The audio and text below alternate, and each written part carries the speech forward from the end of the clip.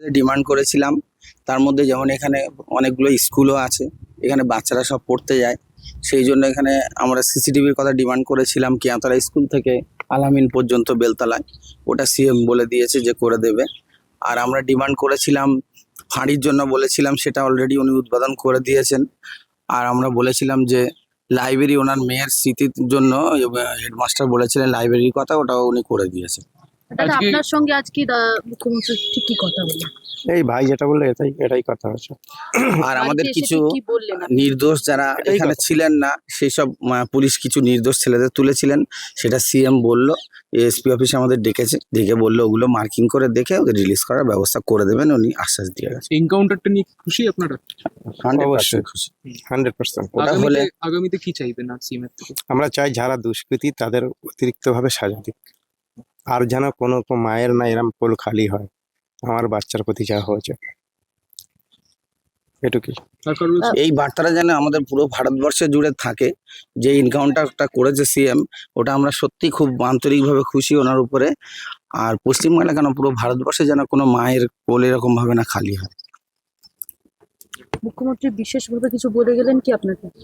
না, বিশেষভাবে না, এটুকুই আমার দাবি ছিল, সেটুকুই উনি মেনেছে। বলেছে আর পরে যদি তোমার কোনো চিন্তা থাকে বলো, আমি আছি। দাদারও ভরসা আছে, আশা আছে। মুখ্যমন্ত্রী তো প্রথম থেকে আপনার সঙ্গে ওতপ্রোতভাবে কথা Cooperate। বলছেন, সবই আপডেট দিচ্ছেন। আপনার থেকে কত এসপি অফিসে আপনার সাথে দেখা হয়েছে, আজকেও দেখা হয়েছে। এই যে উদ্যোগটা এরকম ভাবে দেখাচ্ছেন, সেটা দেখি আমার যে কোনো দরকারে যখন খুশি যোগাযোগ করতে বলেছে, সেই জন্য আমি বেশি আমি খুশি। আপনাদেরকে একটা প্রশ্ন করছি, যে ডিমান্ড গুলো করেছেন, ডিমান্ড গুলো কি ঠিকঠাক বলে মনে হয় আপনাদের? যে ডিমান্ড গুলো উনি করেছেন, সিসিটিভি, তারপরে আপনার ফাঁড়ি, হ্যাঁ, বাচ্চাদের জন্য লাইব্রেরি, আপনাকে এটা তো আগেও ছিল, এখানে স্থানীয়রা তো বলছে যে এইগুলো পুলিশ আগের বাড়ি সরকার করেনি, এ সরকার করছে। এ সরকারে বলে আমরা পাচ্ছি, আমরা তাতে খুশি। আগে আপনার আবেদন জানিয়েছিলেন? আবেদন দেখুন, মানুষ যতদিন বাঁচবে সবসময় আবেদন করবে, আর পাওয়া আর দেওয়া নিয়ে একটা ব্যাপার থাকে। এ সরকার দিচ্ছে, আমরা আচ্ছা, এই খুশি। সামনে একটা পুলিশ যে আমরা দেখলাম যে ফাঁড়ি করা হয়েছে, এই বিষয়টা কিভাবে দেখছেন? আমরা চেয়েছি তোটা, তবে তো আজকের উদ্বোধন হলো। উনি এত কুইক করে দেবে আমরাও ভাবিনি।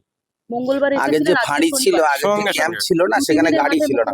দুবার এলেন বারুইপুরে, কি বলবেন? এই সব কটা যে কটা আবেদন করে দিয়ে দিল, হুম, তার জন্য আমরা খুশি। আজকের ওই জন্য এসছে এত দ্রুত অ্যাকশন। সঙ্গে সঙ্গে।